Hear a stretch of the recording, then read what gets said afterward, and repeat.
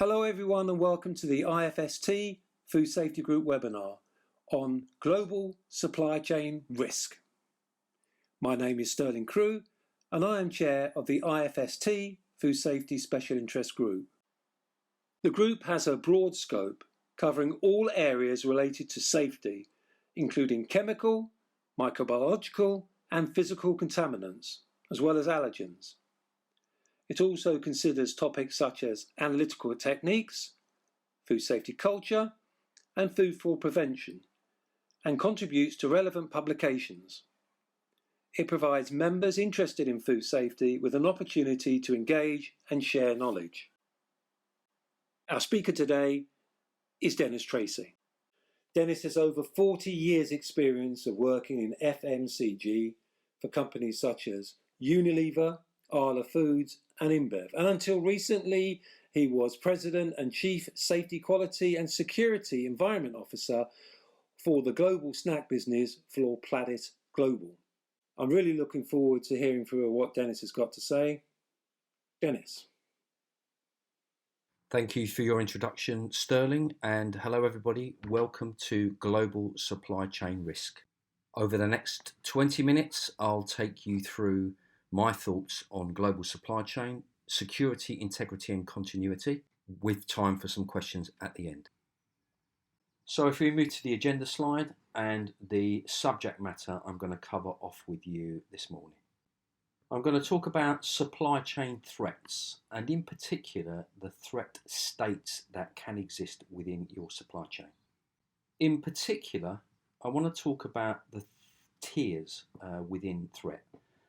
Those critical tiers that exist within a local supply chain and more particularly a global supply chain.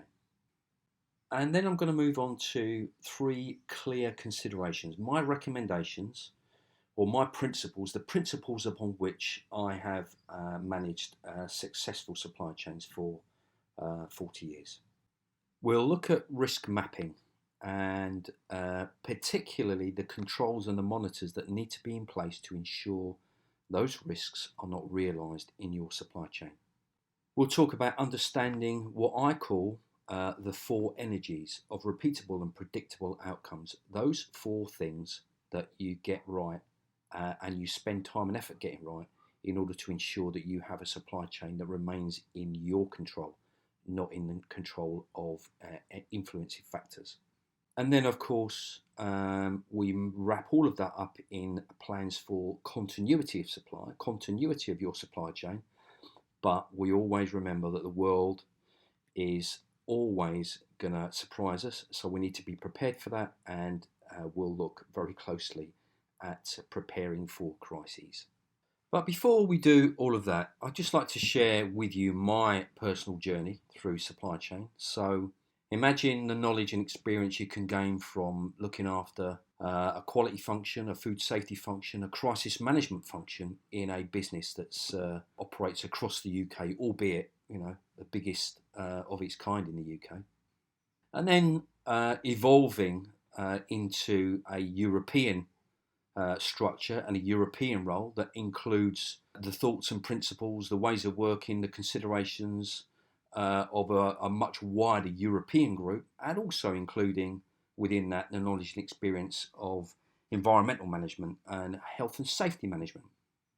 And then evolve that again further into a global role that considers all of those things, but also security of people, security of assets, security of a supply chain which spreads and spans 13 countries, 30 odd locations and 26,000 employees, touching 4 billion consumers. The rich mixture of knowledge and experience gained from different belief systems, different time zones, different global locations and different ways of problem solving. Wrap all of that together and that's what I call the knowledge effect, and that's the knowledge effect of Culture Compass Limited. So let's move on to your supply chain. How well do you know it? How comfortable are you that it is in control, that you are in control of it, and that you understand What can impact upon it? How much of your supply chain do you physically own? How much do you have physical control over? Do you manufacture for yourself? Do you distribute your own products? Or again, do you rely upon others to do that for you?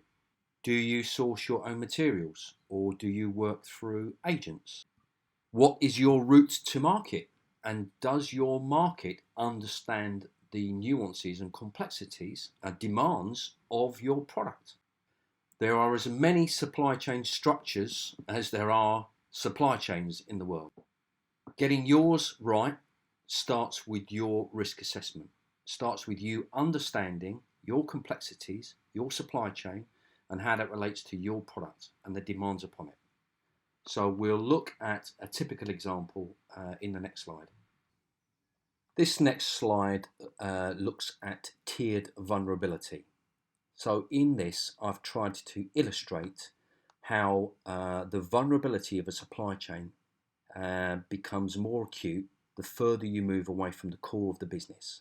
And that can be both in terms of economic gain threat, but also in terms of ideological threat. So let's just explore this in a little bit more detail. So tier one, core business, core control. Anything you own, anything you manage directly for yourselves, anything you have direct control over and cannot be or does not get influenced by others.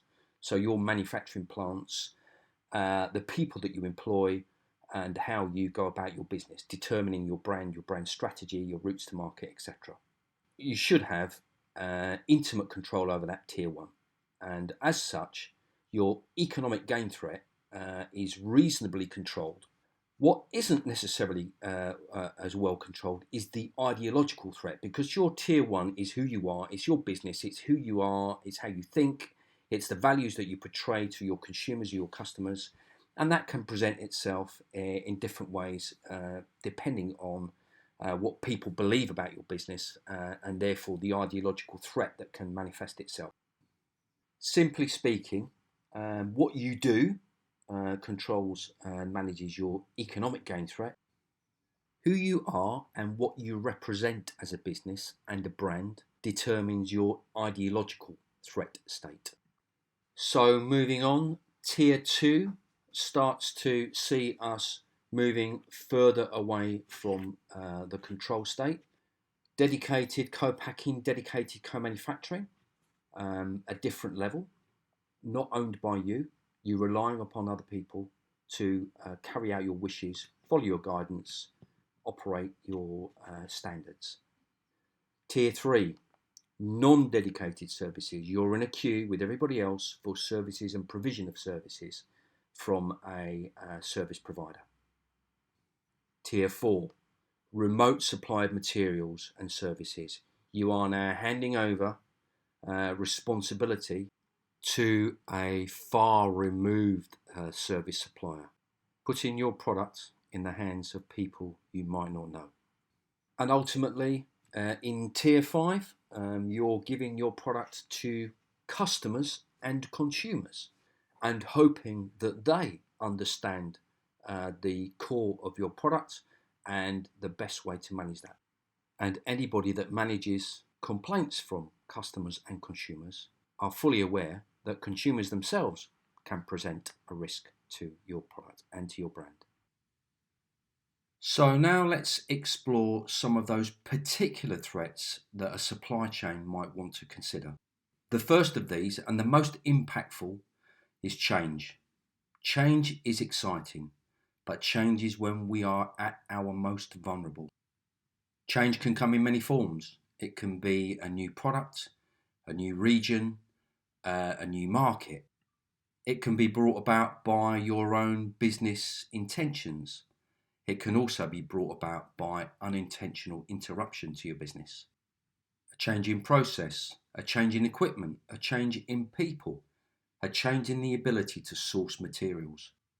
Change is when we must be at our most attentive, our most considered, and our most focused, because if something's going to go wrong, it's going to go wrong when we make changes, or when the world decides to make changes for us.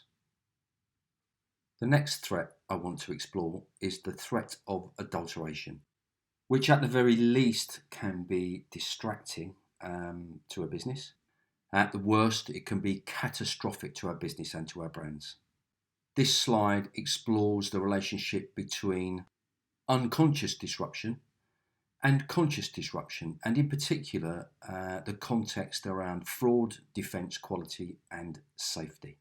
The unintentional adulteration of a process is what I would call unconscious disruption, and it's generally down to unprepared or really quick processes.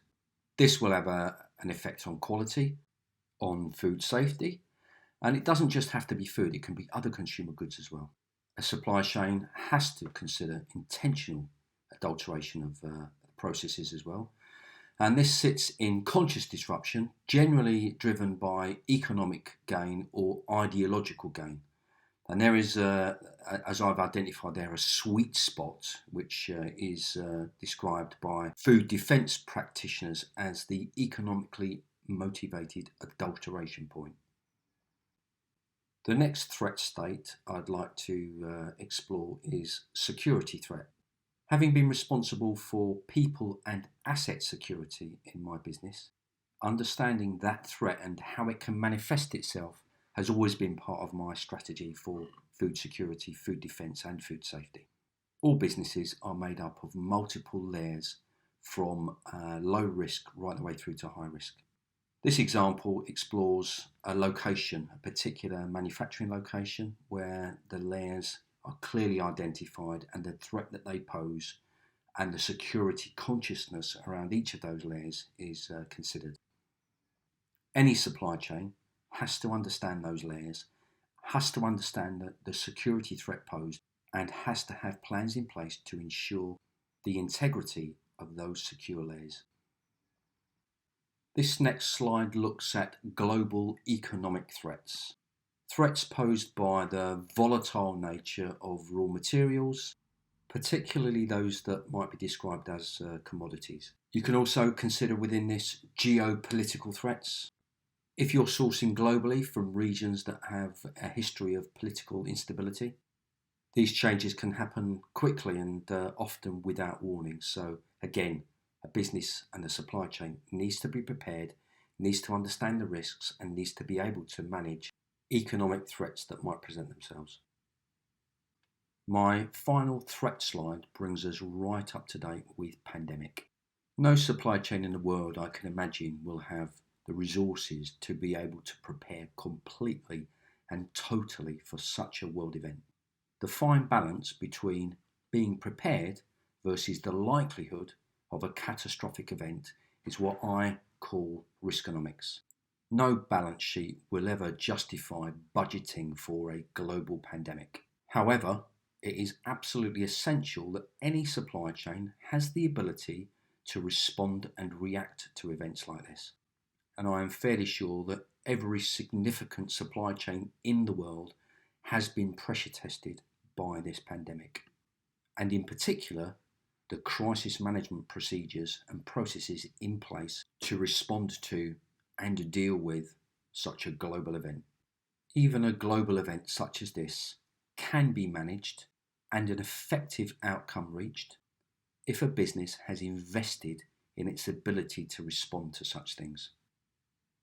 So moving on, and to my final 3 slides, and my 3 elements that give any supply chain the best chance of repeatable and predictable outcomes. So not in any particular order. The first is mapping risks, controls and monitoring. I call this planning for continuity but preparing for crisis. As part of a strategy, a business needs to choose its risk profile, its risk appetite. Once it's done that, it can then map its risks. It can identify the potential for failure. It can identify the corrective actions for each of those elements. It can score it. It can give it a number. And then it can put in place mitigating actions together with the critical monitors that confirm the control measures are in place and the risk is not being realised. You can see the risk assessment and control grid that's been developed by Culture Compass for use with businesses to absolutely nail the potential risks and the impact they can have on a business. This then allows a business to consider its budgeting, its resources, its procedures, its training, its sourcing strategy, the resources it needs to remain in control of its supply chain, in control of its quality, and in control of its production and processes. My next slide covers what I call the 4 energies, those 4 key elements which make a supply chain capable and effective at delivering predictable and repeatable outcomes. As you can see, there are 4 key quadrants. The first is strategy, which are the choices a business makes about its policies, the rules and standards it decides to operate, the integrated systems it employs, the processes and practices, and whatever accreditations it decides it wants to consider. The next is performance, information, data, indicators, targets, observations, assessments, feedback, how it determines its performance. The next quadrant explores the organisation of a business, how it decides to structure itself, where it applies authority, what regions or functions it gives credibility to, the responsibilities, the competency, the capacity and the maturity of the organisation, all determined and decided in this section. The final one, probably more topical for some people than others, is culture. And quite simply, the culture of a business is that which is decided by the leadership team. It considers the values of the business, the relationships, the behaviour, how a business is motivated, the conduct that's acceptable, and where accountability sits. With these 4 quadrants in harmony and none taking precedent over any other, this gives any supply chain the best opportunity to deliver consistent, repeatable, predictable outcomes. A state that I call supply chain risk in balance. My final slide, and the third consideration in an effective supply chain, is the ability to maintain continuity. However effective we believe our preventive measures are, the world will find a way of delivering a surprise, so we should expect it and we should prepare for it. Business continuity starts at process control and goes all the way through to event, incident and crisis management. There should be no step change in that continuum. There should only be escalation. A business should always understand the impact that an incident can have on consumers, on customers, on brands, on the very integrity of the business.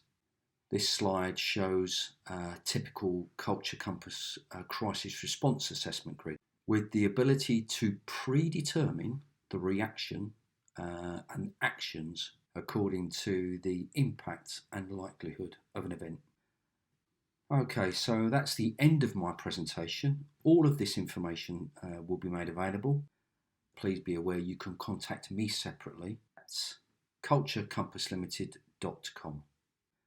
And now if I can hand back to Sterling, who will wrap up the session and open the lines for any particular questions you have. Thanks very much. Thank you, Denis, for what was a really super presentation. And there's some great insight there into the supply chain. As you can imagine, we've got lots of questions. So let's kick off with one about perhaps your previous roles. How did you overcome some of the challenges of differing food safety standards across the different global regions when manufacturing from a global brand? Yeah, producing a global brand and producing that brand across multiple geographies presents itself its own challenges. Allergens, for example, nobody in Turkey is particularly vulnerable to food intolerance from sesame seeds, for example.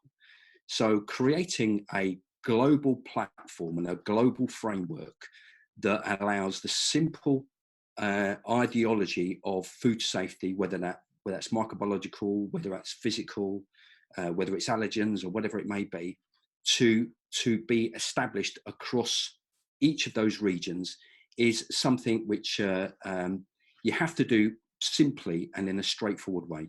You can't download mass global standards. You have to ensure that the infrastructure is in place first. You need to, as I've already said, you need to have a strategy to do that. You need to agree how you're going to measure it.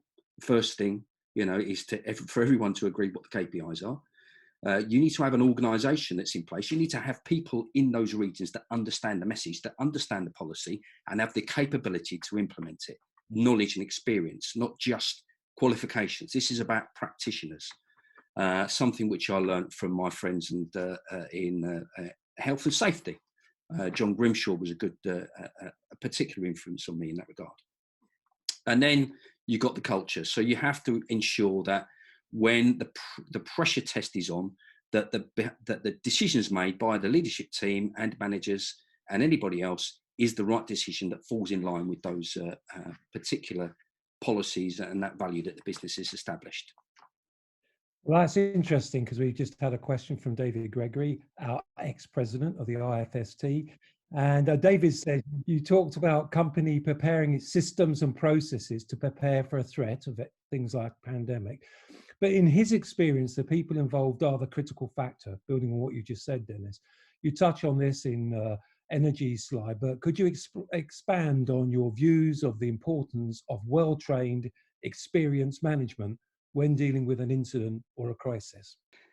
Absolutely, and it's something I'm particularly passionate about. I know lots of people spend a lot of time doing crisis scenarios, etc., etc. That wasn't something we did in our business, and it's not something I advocate. The simple process, as I've already said, a crisis process is a simple escalation of what systems are already in place and established. So, a non-compliance, a process runs out of specification, you address that. You put that back into specification. Something unusual happens. You have a local structure to deal with something within a certain set of frameworks. So if something goes wrong in a factory and the factory are capable of dealing with it and that factory team are competent, that's my responsibility to ensure they are, or the leadership team's responsibility to ensure that they are, then they deal with it. As that escalates, it becomes, multiple factories or multiple geographies, then it's a simple, straightforward escalation process that should already be in frame. And the critical thing, and I think made us so successful, or me so successful in managing those things, is that the core team, that is the crisis management team, does not change. That core team will operate against a framework and a set of standards, and then that core team brings in expertise when it needs it. So if we've got a HR or a personnel issue, we'll bring in the HR team to advise and support. If it's a technical issue, we'll bring in a technical team. If it's a regulatory issue, we bring in the regulatory team. And if it's something global, like a global pandemic, then of course you might involve regulatory bodies, you might involve insurers, you might involve whoever it may be. But that core team that does that all the time, whenever there's an event, gives you the consistency and continuity of communications, of structure, of the way we hold meetings, the feedback, the decision making is all very, very structured because it's repeatable and it's consistent. And it's not a huge event that suddenly you wheel out every time there's a major crisis. Well, that's a really good answer. Thank you, Denis. I've got another question here. It's an interesting comment that no supply chain can fully justify the costs of complete pandemic preparedness. If pandemic was highly severe and a high likelihood, then the risk assessment would indicate that better control should have been taken. What do you think? Do you think it is high? Is that a reasonable thing to think? As I said right at the beginning, a business needs to decide what its risk profile is. A business needs to decide.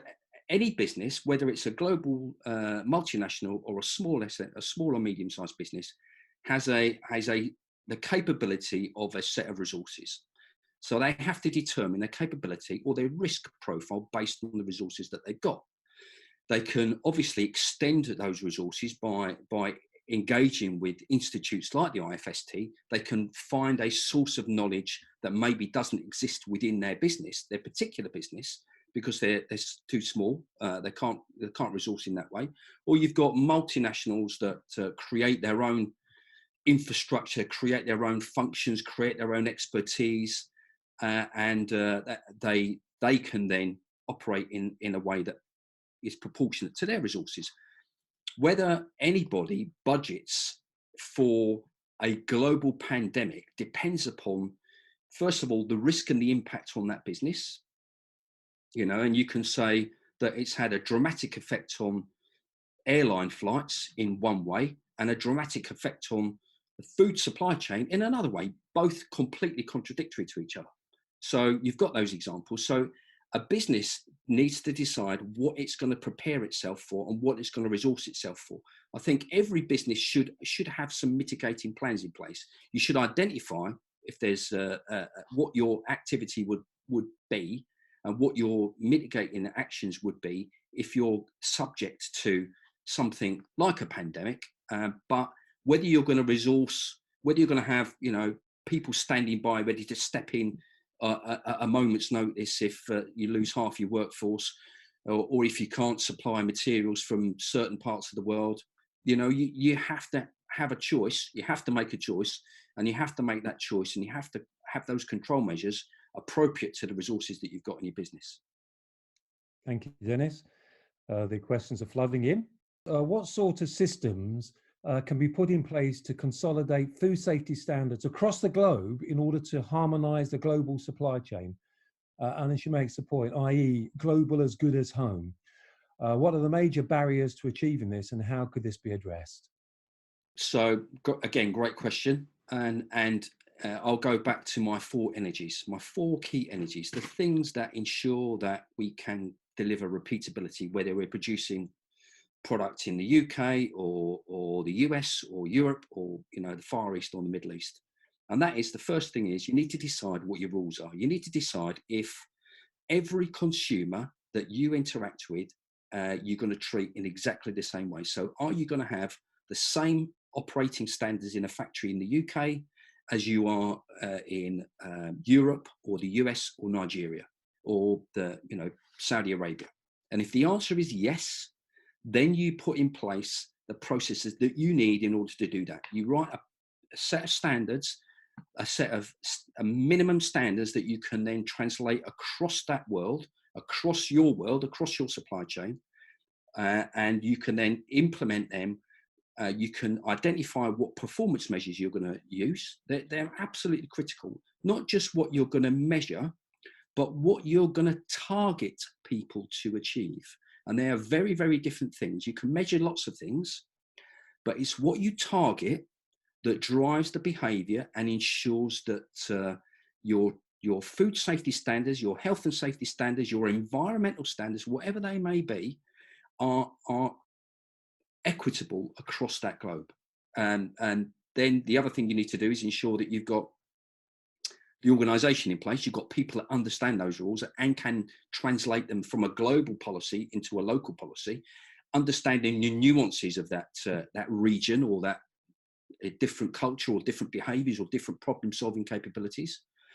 And then the final thing is, you do have to have mitigation for the things that do happen in some countries or some geographical regions that you cannot predict. As I've said, it's a VUCA world out there. So you have to have processes that enable you to make the decisions you need to make in order to keep quality consistent. So, for example, you might not be able to source the same raw materials across the globe as you would do in your home geography. You might have to buy flour or chocolate or commodities like palm oil from different sources. They might, if you've decided as a business that those sources are going to be sustainable, then you have to work out how you're going to do that, whether it's Nigeria or whether it's Saudi Arabia or whether it's Kazakhstan or whether it's Europe or wherever it may be. You have to, and the same thing with GM. You need to find out how you're going to source that material in those regions and be able to respond when those sources either dry up or change overnight, which they do and which they have the capability to do. Thank you, Denis. Well, there's a kind of good follow-on question now. Can you provide examples of measures in place to avoid the risk threats against the COVID crisis? So the actual measures I think he's looking for, Denis. Again, risk is managed in different levels, at different levels. So if you've got if you've got a well-structured process, escalation process for dealing with issues and incidents, then the first thing you'll have is you'll have locations. There are locations that should have in place their own plans to manage local risks. So, for example, staff go.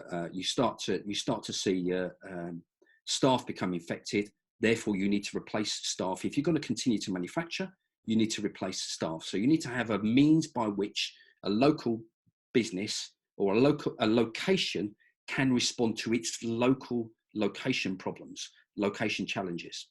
And it also might require a location to be able to ensure that they can source their own materials if they're local to that business. If you then step up a level, you'll have what I would call global business challenges, sourcing of global materials. So, for example, a business may be set up such that it sources centrally its packaging or some of its key raw materials like cocoa, coffee, whatever it may be. So a global business has to have the alternatives and options in place. So when it does hit a pandemic, it does suddenly the whole world is struggling to source, personal protective equipment, whatever it may be. That's when the investment in a process that ensures that you can source alternative from alternative places has been set down, nailed down, and captured in place. So when you step up to a global challenge like that, that's when a business needs to take to look at its own crisis management processes and ensure that it can trigger or enact those things it's already identified and already agreed. So sourcing of global materials, we've had factories, packaging factories burned down in somewhere in a different part of the world, which manufactures 25 to 30% of all of the packaging of a business. So how does a business respond to that? It goes to its crisis management, it goes to its risk assessment processes and says, so I've already considered this as a problem. What was my first action to respond to it? And that might be, and you'd put that process in place. You'd identify what you were going to do because you'd thought about it in the first place. I suppose it's that old axiom, Dennis, isn't it? Don't wait until you're in a crisis to write a crisis management plan. No, plan for continuity, but prepare for crisis. Exactly. How long does it take to develop this level of preparedness for a typical business? So about the preparation, how long does it take for a typical business to actually set itself up? The process that I developed for my business was actually developed out of a number of regional businesses that we had. So we, at the time, I was in a business that owned a frozen food business, that owned a fresh dairy business. We made sandwiches for all the major retailers. We made snacks. We made snacks. We made all sorts of businesses. So we took all of that and we combined that into one crisis management process, one crisis management plan. And that was a thing that then was developed around the world or delivered around the world. But it's not a huge cumbersome process. It's just a simple, for me, it's a couple of days with a leadership team locked in a room, identifying the things that do go wrong and the things that potentially could go wrong, identifying those. I did that in 2 days with a client of mine in February as part of plans for the protection of a food supply chain against the pandemic. That business is still continuing. It hasn't had an interruption. It hasn't had one person that's contracted the virus, touch wood, and they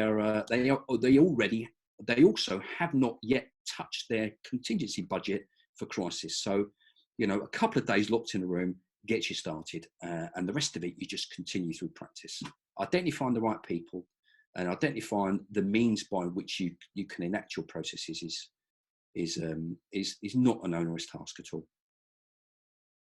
Wise words, Denis. It seems that your slide on tiered vulnerability suggests that shorter supply chains are better positioned to handle such big risks, as we're experiencing now with the pandemic, because the consumer and the owner of the brand are closer than they will be in a long supply chain. Would you agree? You can be a very, very small business and still have the capability, still be at risk if you don't absolutely own the means by which you manage your estate. Of course, the further you go, and consumers these days demand different varieties of products. They demand exotic materials. So global sourcing demands that we go further and further afield.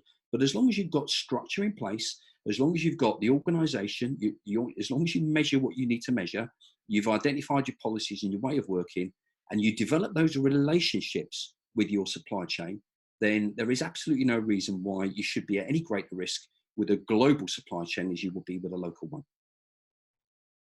A very interesting point to cover. I thought a great question. And now we have another question from Louay Salam, and Louay is a teacher at a university in Iraq. So it's great to have people from all over the world engaging with us. And her question is, how can we cooperate with you in terms of experience and grade certificates in food safety? What they want to do is open a permanent horizon of cooperation with you. So I think Louay is reaching out for centres of excellence, people that can assist her and share information. Well, this is an Institute of Food Science and Technology webinar. The IFST is the voice of the food professionals. So the first port of call, the first contact point is the IFST. It's a wonderful organisation with some absolutely incredibly dedicated and experienced people that make up the special interest groups. There are a number of special interest groups. There's a huge, in 2 weeks, this organisation has put together everything that you would need to understand and manage your COVID risks, from a small business to a consumer, to a medium business, to a distribution function. If you look onto the IFST website, become a member of the IFST, then you have access to everything you need. And not only that, the IFST can then link you in to other professionals across the UK, but also across the world that can help wherever you are and whatever your challenges. And the challenges in Iraq won't be any different to the challenges that you will see around the world in other parts of the world. It's about knowledge and understanding and the ability to implement what you need to implement. So my first step, my recommendation, first stop IFST. And that's the end of the advert. Thank you for that, Denis. No, it is Sterling. It's a charitable organisation that has got no purpose other than to ensure that the food professionals around the world, have access to the information they need in order to make the right decisions. Because, from our point of view, food is the food supply chain nourishes the world. So we are here to help anyone who needs any help in any part of that challenge that they may have. And if we don't know the answer, the IFST will find somebody who does know the answer. And also to add an advert that Denis and I are on the Food Safety Special Interest Group, and if people want to join us, they can see us on the forum pages of the IFST, and we publish papers. We're always directed by the membership, as Denis says. The strength of the IFST is in the way that it uses such a diverse, committed membership. If the IFST don't have the answer, I guarantee you they're one of the organisations that will be able to get it for you and signpost the centres of excellence. Due to ongoing COVID crisis, are we expecting anything different from food safety culture? And he specifically mentions TACCP and VACCP, and that's in place now. So is there anything particularly different that you think is going to be an input into this, Denis? I think that, as I've already said, I said it in a session I had with the security industry a few days ago.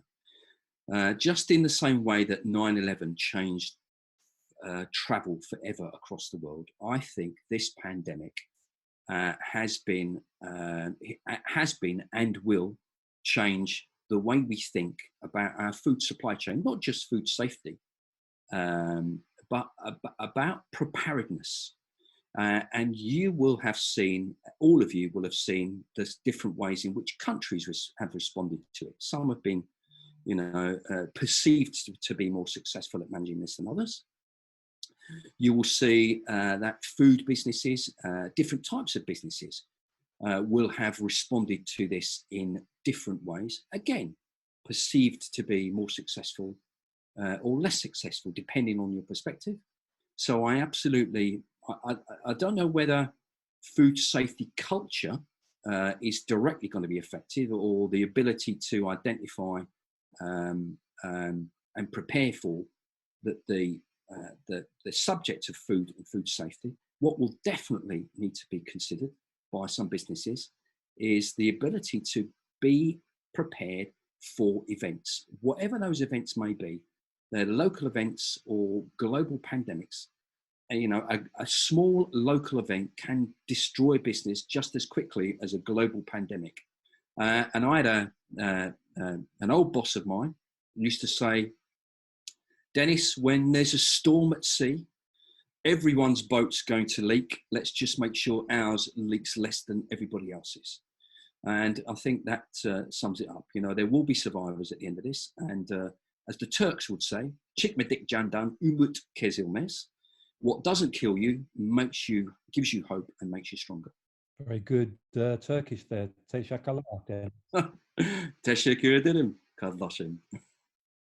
And here we have an interesting question from Jacob Olayinka. And Jacob asks, can you address the likely pandemic threat in the supply chain for sourcing and handling of packaging material? While there's no scientific evidence yet that COVID-19 can survive longer on packaging to aid cross-contamination, he's asking, is this still something to consider as part of a risk mitigation when doing an assessment? Hello, Jacob. Good morning, my friend. Jacob and I are long-standing colleagues, and he's a very dear friend of mine. So thank you very much for joining, and thank you for your question, Jacob. And yes, as always, you're testing my knowledge like you always have done. And I think at the moment we are still working with those elements within government, DEFRA and the Food Standards Agency, to fully understand that risk, to fully understand what potential transfer of contamination exists on surfaces.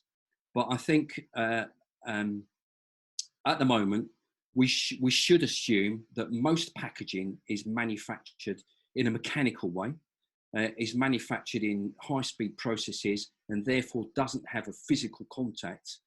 And again, Jacob, it's as I've always said, you know, the theoretical threat is one thing, but the likelihood of you contracting COVID from, you know, or one of your employees contracting COVID from packaging materials arriving, or indeed from a shopper, you know, going to the local shop and picking up a box of cereals that someone else has already picked up and put down, the likelihood of that is low. So you can mitigate that by, you know, sterilizing all of your materials.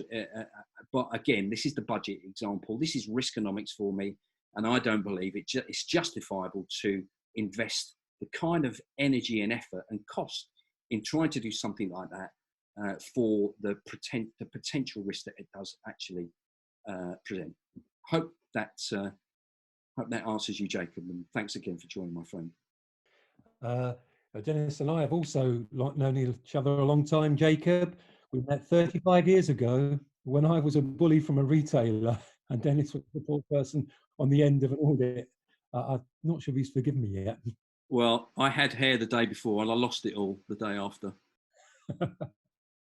How can business share knowledge and expertise to support each other despite the normal limitations of confidentiality? Unfortunately and regrettably, there is this thing called competitive advantage. Anything that a business perceives gives it an advantage over another, whether that be the preparedness to respond and react. It is a competitive world, and unfortunately, the opportunities don't often present themselves. And I'll give you an example. I worked in the business, in my business, for 30 years, and everything I did and everything, all the energy I expended was for the benefit of that business. I didn't share an awful lot.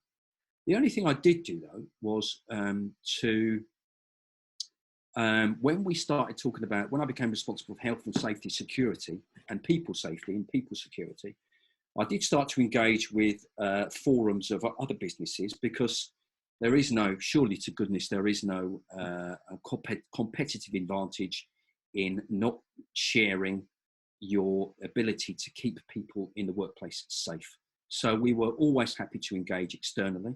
But for me, Natasha, I think that, again, I'm back to the IFST. There are forums that have been set up that are absolutely passionate and run by, completely committed professionals who want to create that ability to share knowledge and experience.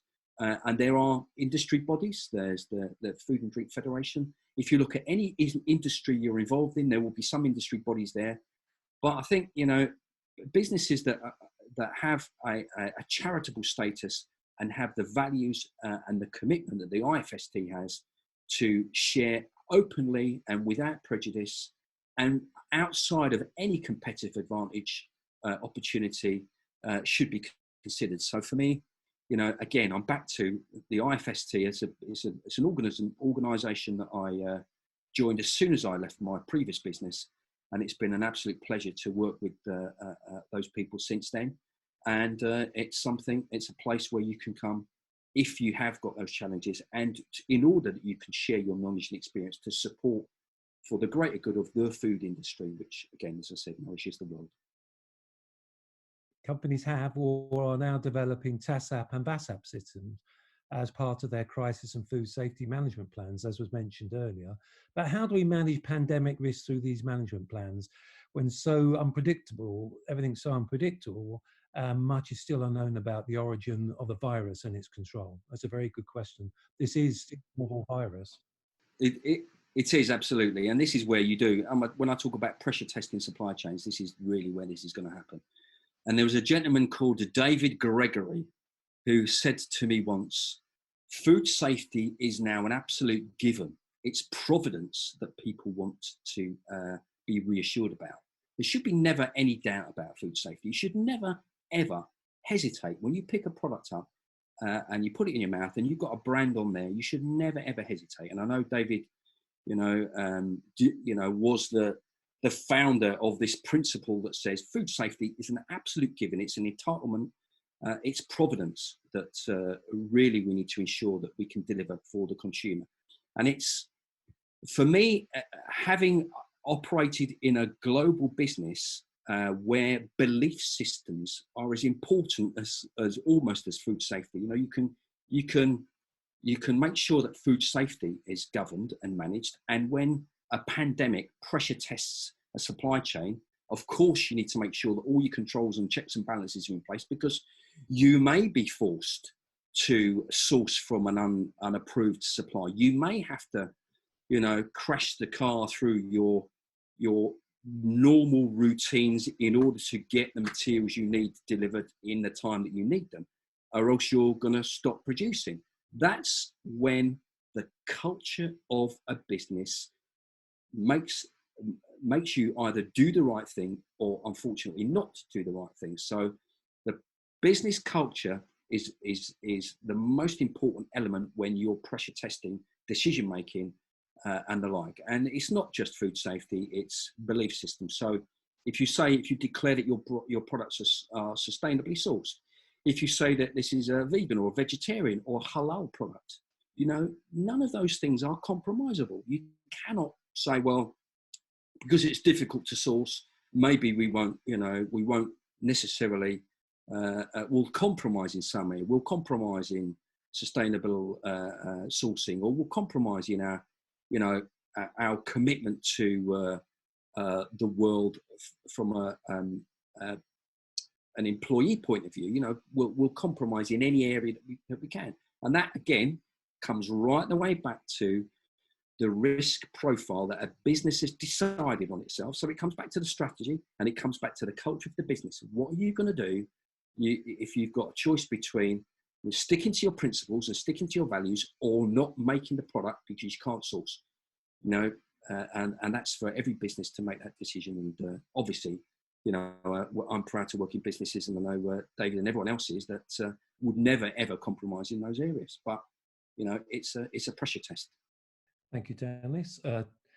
Time is moving on, and I think we're coming now to our final question, which is this the time to have a global registry of food businesses and consultancies as part of future preparedness?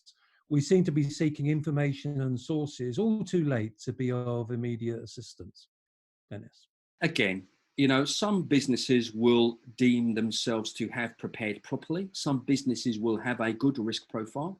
Some businesses will have had in place a risk matrix that identifies exactly what they're going to do. They'll already, as I said in my last slide on crisis management, you identify what could go wrong and you prepare for that. Some people will always already have the letters written to respond to retailers or their suppliers in the event of. They just need to change the date. So some people will already be that prepared. And that's a sliding scale. It's like a normal distribution curve. You'll have in the center ground, you'll have businesses that have a reasonable level of preparedness, an acceptable level of preparedness. You'll have some businesses that have perhaps even over-invested in being prepared and probably, spent more money than they need to. And you'll have, at the other end, you'll have businesses that have gone into this with the enthusiasm that any business does when it starts up, not considered all the things that could go wrong, and suddenly just spend their life managing from crisis to crisis. There are some businesses, and I've experienced it myself, that launch a new product and move straight to crisis because they realise they've forgotten to do something, or they've not considered certain risks, or whatever it may be. So yeah, I don't know whether there will be any such thing as a global register, but there will be, without any doubt, out of this environment, businesses and organisations that have shown themselves to be capable of responding, have the agility and preparedness to be able to respond when things occur. I'm delighted to be, again, another plug, but I'm delighted to be part of the IFST who saw this and got the right team together in order to help businesses. So when businesses were running around looking for support, that website was up and ready in 2 weeks. Again, thanks to the chairmanship of Chris Gilbert-Wood and yourself, Sterling, and all the other people that sit in that group and have spent the last, weeks working through bank holidays when everyone else was locked in their own gardens. We were locked on our laptops, having meetings and preparing the information that now is available in the IFST website. So I would suggest that maybe not a global register, but absolutely the institutions like the IFST have shown themselves to be of absolute value in those circumstances, and maybe a reference for the future. So Denis, thank you once again for a really great insight in your presentation. Thank you for taking so many questions as well. And also thank you to everyone for attending the webinar today. Look, if we didn't manage to answer all your questions, and there were lots of them, Denis's contact details are on the screen now, and he's happy for you to contact him with any other follow-up questions. So please contact Denis. We will aim to share a recording of the webinar, including the Q&A session on the IFST's website within 5 working days. And just a final thanks for everyone for attending and for Denis. And we look forward to you joining us at some of the future webinars that we've got lined up. Keep an eye out for the Food Safety Group webinars. Thank you so much for attending. Thank you all.